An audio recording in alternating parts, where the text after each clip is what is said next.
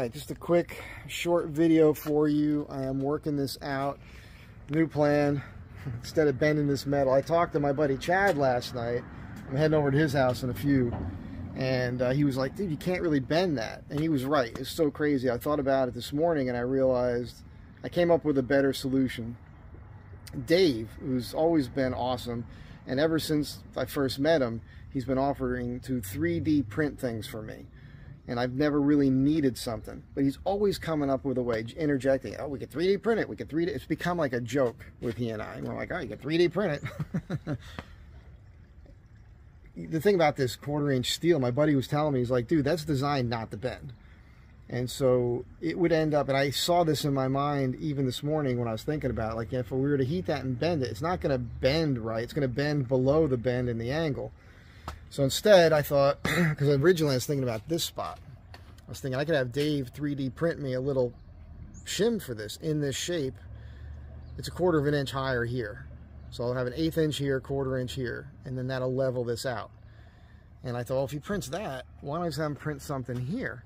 Now, the thing here is that the body tapers this way. So it turns out when I lay this piece up here and place it on, the gap that we get at the back is a little wider than the front. And it turns out it's 5/8 at the rear and 3/8 at the front. So what I did here was I did a tracing and wrote all these notes for Dave. He said if I just do this, put a tape measure on it and take some pictures, he can put that into his 3D program and print these for me.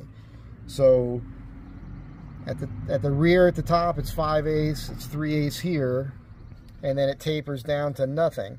So I would say if he's watching this, if he added an 1/8 inch here so that it's a full shim, like all the way down, instead of that being 5/8, then it would be 3/4, right? Instead of this being 3/8, it would be a 1/2 inch, and again, an 1/8 at the bottom. So I think that's how that would work, and we'll be in pretty good shape here. So I traced, this is the passenger side, the right side. It's the driver's side, the left side, and I don't have to put all the notes on this because it's, you know, he's got them here. He just has to reverse everything. And I just traced this for this right side, and this is my left side for the shim there. And if I can get this to him today, which I'm going to do right now, he says he might even be able to print them up for me today.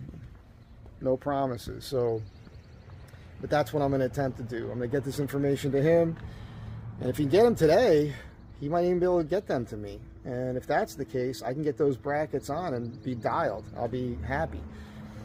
And I just got a text from Wonder Hussy about this weekend. She says it's probably going to be a bit of a shit show. She thinks it probably will rain, but they're still going to have the swap meet. So I'm at 85% that I'm going out there. I'm pretty sure I'm going. So it'd be nice to have this dialed for that. She's like, I'm going to be really busy editing, doing stuff. I won't be the fun person I was the last time you were here. She just doesn't love me anymore. I think that's what it's boiling down to. Anyhow, that's it. So I will talk to you guys later. This is just a quick short one.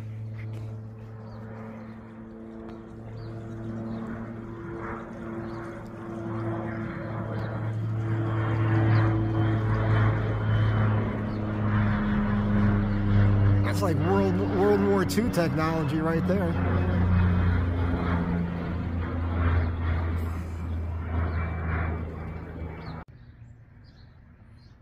Okay, so yeah, I'm back here. I'm just going to sign off here and show you this one last time. I still have to make these, the bushings and whatnot, but I'm not too concerned about that now. I can pretty much cut anything for that. And again, that's it for now. So if I'm heading out to Tacopa, I'll do like a video on it or something, or a note here, or a short. If you guys are watching the shorts, I'll say I'm on my way, and I'm sure I'll make a video out of that whole thing.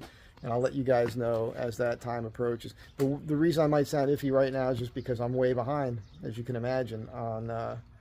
It's so cold in here in the mornings. I rolled this out into the yard so the sun will warm it up a bit.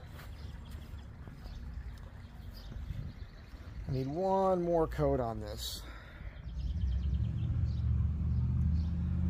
that right there. I gotta sand that out. That's from yesterday. So one more coat, and then I'll do like a hand rub on that, and it'll be golden. And so I got to do that. I got to get those things installed. I got work I still have to do, and before I head out of town. So anyhow, that's it. I'll talk to you guys when I do. Be good to one another. And I am reminded of one quick thing, because as you see, I'm an idea guy, and I'm pretty good with my hands, and I can make things. I'm not really a welder, but I can make stuff. That's what I do for a living. And I'm an artist. I don't like saying that too much because it sounds pretentious. It always sounded pretentious to me, but that's what I am. And when I, forever, going all the way to the very beginnings of social media, whenever I posted pictures of something I made or did, people were like, take my money. Can I buy that from you? So that's just what I do. And it reminded me of a thing back around 20 years ago. I remember I was hanging out with all these motorcycle guys, and they're always like trying to find parts, like buy stuff. And I was always working on my bike and literally just making shit, bending metal and making it work. And there was this dude there one day, and he made a joke out of it. Well, he just thought it was funny, because he's like, I can't find this thing to make this peg work for a foot peg. I was like, just make one. And he just thought that sounded so crazy that he laughed about it. It's like, oh, just Mike, that's the way Mike thinks. Just make it. Yes, just make it, man. Everything around us, somebody made. Somebody had an idea, it needed to be done. They designed it. The thing about the aesthetics, making it look good, but the function is always the most important thing. And they make it. If other people could do it, you can do it. You just have to apply yourself. And if anything, I like to think that my videos, especially the stuff with the van, is about having a thought, putting your brain to work, the Zorba the Greek method. I got a brain, I got two hands. My hands are going to do the work. My brain's going to tell my hands what to do. I'm going to make it happen. And you just keep working on it till you get it right. This is not complicated. Just don't be lazy. Figure it out, you know. You can do it. That's what it's about. And I also want to say, I'm not the guy coming up with everything, too. You know, I mean, if it wasn't for some of our geniuses here, the Astrovan tribe people, Aaron Spoolstra out there in Chicago, man, the guy, whenever I've had a problem with it mechanically and the electrics and everything else and the upgrades, I talk to Aaron. I bounce it off him. He's done. He's had 8 Astrovans. He's been, since they were new, he's had them. And Dave, welder, fabricator, mad scientist guy. Like, he wants to make everything super precise with CNC machining. And I mean, the engine lift brackets he's making are phenomenal. I also hooked him up with the street artist Sabo, my buddy, and he's making a thing for Sabo right now, which is going to be, you guys will see it, because I got one for myself. It's going to be super cool. I don't want to give too much away. Dave's been sharing pictures. And then we got Kai out in the desert, who's a Chevy mechanic, and he's got these Astrovans out there in Monument Valley in Utah. And he sent me the engine lift brackets that Dave has improved upon. And there's a lot of other people out there in the Astrovan community doing things.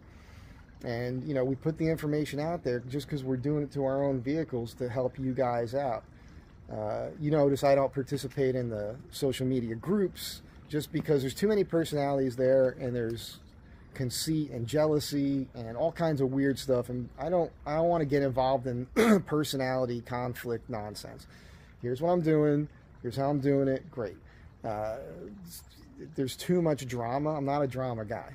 I don't want to pretend. That's why I'm not there. I'm just doing my own thing, and I'm figuring it out for the most part on my own. But when I need help, thank God, I've got friends and people I can call and bounce things off of, and it's awesome. And the few people that I deal with, there's a mutual respect there, and that's the key. You know, somebody who you know, you can connect with cerebrally, that you respect that person. You've seen them do things. You know they can do it. And they pull things off. They follow through on their ideas, and they make things happen. They create things with their hands. They take this, they make that. They did the experiments. They know it worked. These are the people I respect the most. So what I find is a lot of the people with the opinions haven't done as much. They might have the vehicle and whatnot, but they're repeating what other people have told them. And anyhow, I don't want to get too much into that aspect of it. I'm just saying the reason why you see me doing things the way I'm doing them is this is why. So that's it. Longer than I thought this video. Thank you, Dave. Thank you, Aaron. Thank you, Kai. And there's another guy, Kyle, I think it was, that gave us all the parts that he had to clean out a storage shed. He gave me a bunch of free parts. I still got a steering box up here and some other stuff that I'm going to be putting on the van. He's down in Mexico, living on the beach in a trailer. It's pretty crazy. So there's been a bunch of people who helped me out. If I haven't mentioned your name and you know who you are, thank you. You know, thanks to everybody. Thanks for being here. Appreciate it. That's it for now. So catch you all later. You know, the front bumper's coming next, and there's going to be a winch in there. So, and there's a possibility we can get Illuminous to do it. I got a guy who wants to hook me up with them, like set up a meeting down in San Diego. So I'll keep you guys posted. And on the CVs, I'll wait till I get back. I'll wait till next week after President's Day, and I'll be calling Track Motive about the CVs. And I'll find the time to drive out there. And if there's space for it, they said they'd make a set right there. Sounds like they probably make and might even put them on. If that happens, holy Toledo, man. How crazy would that be? So we're making this happen, man. We're making it happen. And the beauty's going to be for all of you out there with lifted Astro vans that are running the stock CV axles. You know, you get that angle. Once you do that lift and you crank up those torsion keys, you put the re-index torsion keys in there. This solves that problem because these are designed to function correctly on an extreme angle and extend and contract, so when you're going off camber and you're going over boulders and everything else, it's better.